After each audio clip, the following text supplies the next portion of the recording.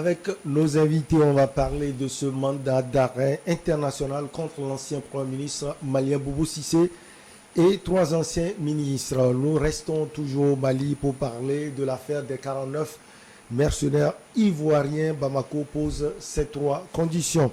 Gabon France, 4 enfants de l'ancien président gabonais Omar Bongo Ondiba, mis en examen. Et puis on termine comme d'usage par le Togo, lutte contre le terrorisme, probable rencontre entre le président Faure Gnassingbé et ses opposants. Nos invités sont en place. Germain Pouli, journaliste, directeur de publication de Togo Réveil. Bonjour, vous allez bien? Oui, je vais bien. Bonjour Michel, bonjour à tous les téléspectateurs de Niveau Actif. Nous avons également un autre journaliste, Adam Adjoronou, directeur de publication de Vision d'Afrique.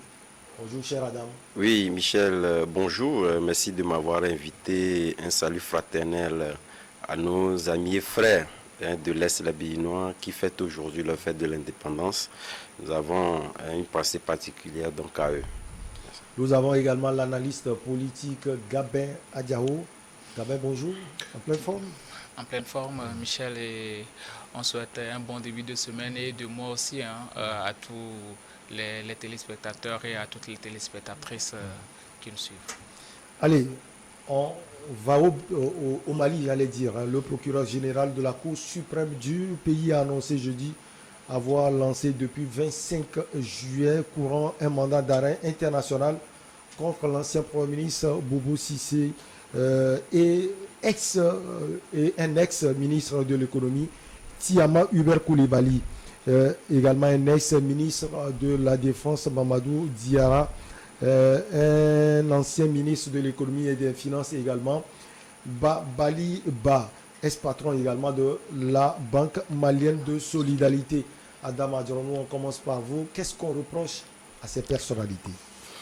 Vous savez, c'est une affaire qui date, la commande en réalité, je veux parler, date depuis 2014 sous le règne de Ibeka, Ibrahim Boubacar Keïta, où il était question des commandes des munitions ou d'armement, du matériel militaire en tout cas, mais également de l'avion présidentiel. Et donc vous savez, c'était pratiquement au plus profond même de la crise malienne qui a commencé naturellement en 2011-2012, où les Maliens se cherchaient pour juguler donc cette crise-là. Donc le Mali a mis, sinon le gouverneur d'antan, je le disais tantôt, parlant d'Ibeka, a mis les moyens pour véritablement donc acheter ces munitions, mais également doter la présidente de la République d'un avion. Et chemin faisant, il a été donc constaté qu'il y a eu de véritables détournements de ces fonds-là. Et vous savez, il y avait aussi les alentours, non seulement de ces ministres-là, mais également le fils d'Ibeka également, qui était donc accusé, qui était aussi tout à fait l'avant-garde de cette commande-là.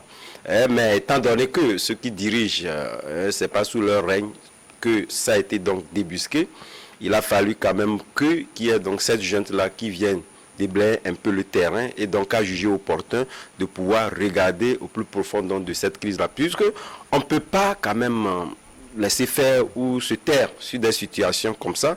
Vous savez, le mal qui mine nous les pays africains, c'est justement cette question de corruption, et sur la question d'autres pays également essaient de faire des efforts pour faire en sorte qu'il y ait une non-répétition. Et donc je pense que lorsque vous voulez véritablement exprimer cette proportion de la chose, il faudrait quand même que certains qui ont commis des actes qui étaient donc répréhensibles et qui ont posé des préjudices au Mali, puisque les militaires, et naturellement, vous savez, lorsqu'on parle d'Assimi Goïta, il était l'un de ces acteurs-là qui était donc à l'avant-garde de cette crise-là. Il dirigeait donc l'unité spéciale qui était donc au front au niveau donc de cette djihadiste-là. Donc c'est inadmissible quand même qu'on puisse donc se taire sur cette crise-là à partir du moment où il y avait des militaires qui mouraient sur le front.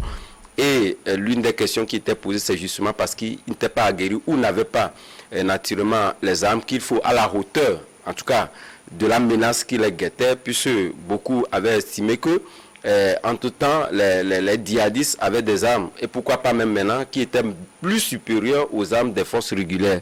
Et c'est ce qui expliquait un peu le fait que l'armée malienne était vue comme une armée assez faible, puisqu'il y avait le chef de l'état-major d'antan qu'il avait dit qu'il était faible devant un certain nombre de critiques où l'opinion nationale comme internationale exprimait à l'égard de l'armée malienne. Et surtout sur le front, on a constaté également qu'il avait la plupart du temps eu des défaites.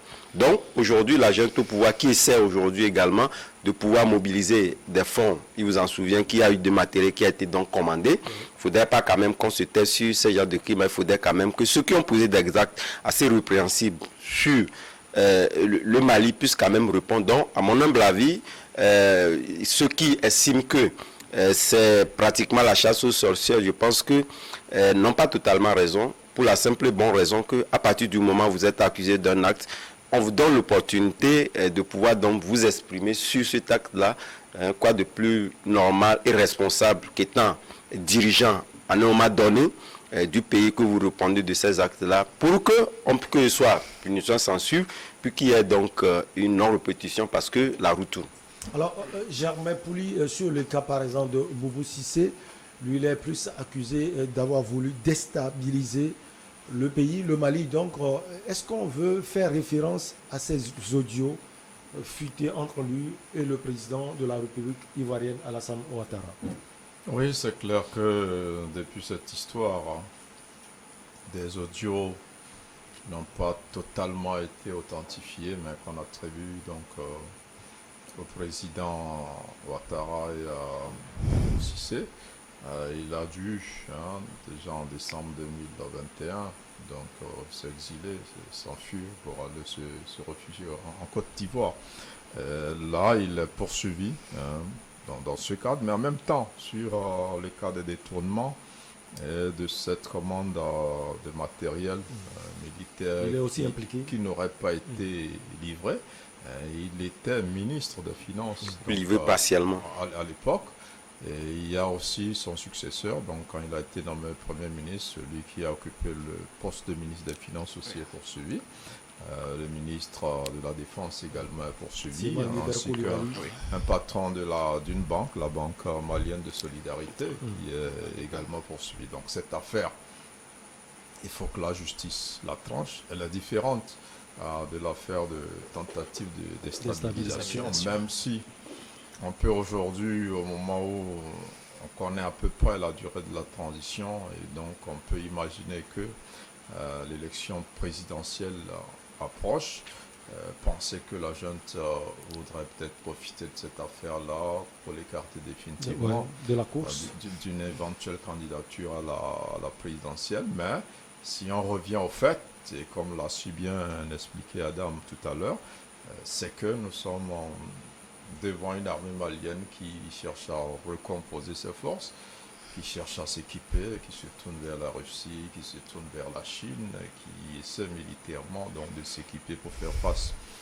aujourd'hui à la menace djihadiste et espérer contrôler donc l'ensemble du territoire. Et quand on sait que les moyens de l'État ont été mis pour l'acquisition d'un certain matériel, qui n'a pas été livré ou qui n'aurait pas été livré parce qu'on attendra totalement une décision de justice dans ce sens pour être définitivement situé, c'est normal que des personnes qu'on soupçonne d'être derrière ces détournements-là puissent être poursuivies.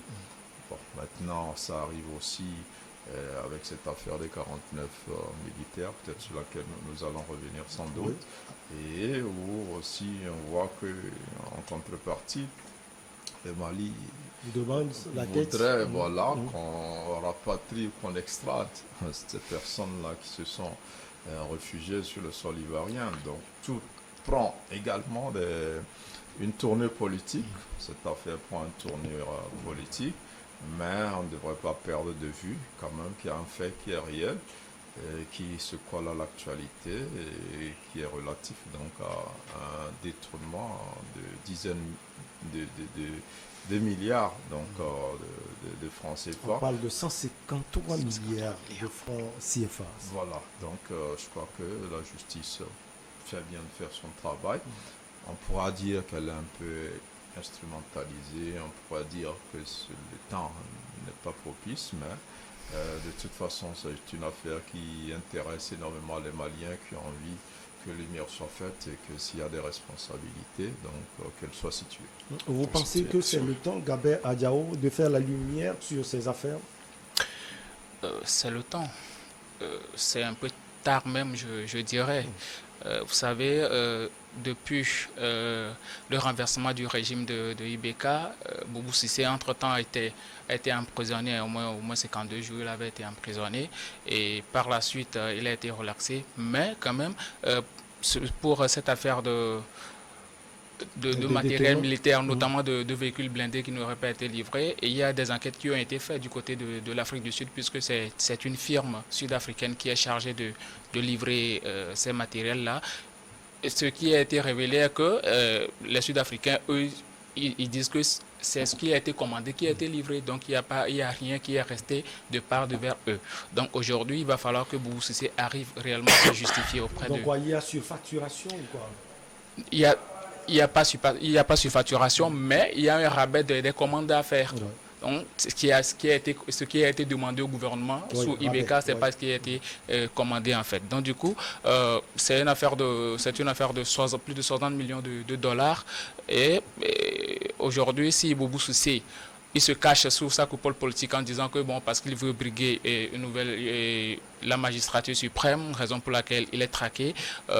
Je ne pense pas que c'est ainsi. S'il veut le faire, il doit répondre. Il y a un problème de reddition de comptes qui se pose quand tu as eu à gérer les affaires de l'État pendant un certain moment, et il va falloir que tu répondes des actes que tu as eu à poser. Si tu ne te reproches de rien, bon, il va falloir prouver, et on va te relaxer. Mais là, il est en train de se cacher, il ne se justifie là réellement aussi, pas.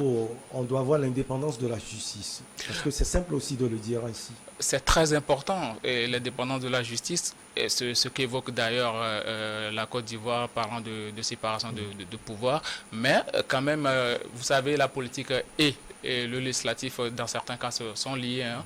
Quand l'intérêt politique ou bien quand l'intérêt public empiète sur, excusez-moi le terme, quand... Oui, à un certain moment, il va falloir que tu arrives quand même à dire au peuple que voilà, j'ai eu à gérer tel, on me reproche telle chose, mais voilà comment j'ai géré, tu apportes les preuves. Ouais. Donc, c'est très important que Boubou Cissé, aujourd'hui, qui se réfugie de l'autre côté de la Côte d'Ivoire, revienne face à la justice malienne, qu'il arrive à démentir les faits qu'on lui reproche, puisque selon lui, il est traqué parce qu'il veut briguer la magistrature suprême, mais les autorités maliennes qui sont là actuellement, vous savez que sous la présidente d'Ibeka, à un certain moment, le Mali n'arrivait même plus à payer ses fonctionnaires. Mais quand ces militaires-là sont arrivés, ils sont quand même sur fonds propres, arrivés à payer leurs fonctionnaires jusqu'à près de 200 milliards. Donc, comment se fait-il que sous eux, qui étaient des financiers, ils n'arrivaient pas à payer, et que des militaires qu'on ne considère même pas comme des financiers, qu'on considère comme des brigands, ils sont quand même arrivés à créer une certaine stabilité au niveau de la fonction publique. Donc il va falloir répondre de tout cela et prouver réellement que c'est à cause de ma candidature à la présidentielle qu'on est en train de me traquer, et là, on va lui donner tout raison. Sinon, fuir ses responsabilités, se cacher sous sa coupole politique et dire que non, on est en train de me traquer à cause de ma position politique, je ne vois pas que c'est une bonne chose pour lui. Alors, Adam Madjourou, comme on l'a dit, il n'est pas seul. Il y a aussi des anciens ministres. On peut quand même se poser la question, est-ce que c'est un moyen également pour les dirigeants actuels du Mali d'essayer de ranger leur chemin pour les élections présidentielles à venir? On peut se poser également cette question. Oui, en tout cas, les spéculations allant sur les perceptions et les analyses sur et anticiper d'ailleurs même sur l'avenir peuvent être invitées dans ce débat-là. Mais au même moment, moi je pense que c'est un peu mettre la charrue avant les bœufs, pour la simple et bonne raison que nous parlons des faits factuels sur lesquels les gens peuvent répondre réellement. Puisqu'on ne peut pas de chaque fois pouvoir donc se cacher sur le politique, puisqu'on en a vu ailleurs, hein, lorsque vous posez un acte assez répréhensible, c'est trop facile de pouvoir donc se cacher sur votre coupole politique et dire que voilà, vous pouvez donc vous trancher devant donc des juridictions. Ce n'est pas aussi normal. C'est pourquoi je le disais même au préambule que aujourd'hui, lorsque certains estiment que c'est une chasse aux sorcières, ils n'ont pas totalement raison. Parce que c'est vrai, dans nos pays africains, on a, disons, cette mauvaise habitude de pouvoir... bon, à tort ou à raison, hein, puisque de toutes les façons, on peut juger aujourd'hui nos juridictions comme n'étant pas assez efficaces et pour des raisons évidentes également. Mais on ne peut pas tout le temps, hein, sur ces raisons-là, estimer que on ne peut pas. Voilà, mais quand même, il y a de la matière, puisqu'il y a des dossiers sur lesquels les juges ou les magistrats ont été véritablement efficaces, où vous ne pourrez pas véritablement donc vous soustraire. Et donc, je pense que sur le coup, c'est vrai, la question politique se pose aussi bien au niveau des militaires, puisque le doute persiste jusqu'au jour d'aujourd'hui. On ne connaît pas les réelles intentions d'Assimi Goïta, s'il briguera ou pas la magistrature suprême, et sur le coup, il peut vouloir, si tel est qu'il veut véritablement avoir le champ véritablement libre pour briguer cette magistrature-là, mettre en difficulté donc c'est supposé un potentiel, disons, challenger ou concurrent. Mais en attendant, est-ce que ce sur quoi on accuse ces autorités, ces responsables-là, est vrai? Oui, donc pour la simple raison que sur les faits, puisque nous ne parlons que des faits, c'est réel, il faudrait quand même qu'ils répondent sur ces actes-là, parce que, quelque part, vous savez, aujourd'hui, le Mali, quoi qu'on dise, est en guerre, quoi qu'on dise. Le Mali est en guerre, et vous savez, les armes seules ne suffisent pas pour gagner une guerre. Et lorsque vous n'avez pas la population derrière vous, et si nous remontons un peu ça par le passé, la population ne galvanisait pas, disons, ces armées-là qui étaient au fond. Compte tenu d'un certain l'acte posé, dont ils n'étaient pas responsables, mais le politique était responsable, mais qu'ils assumaient.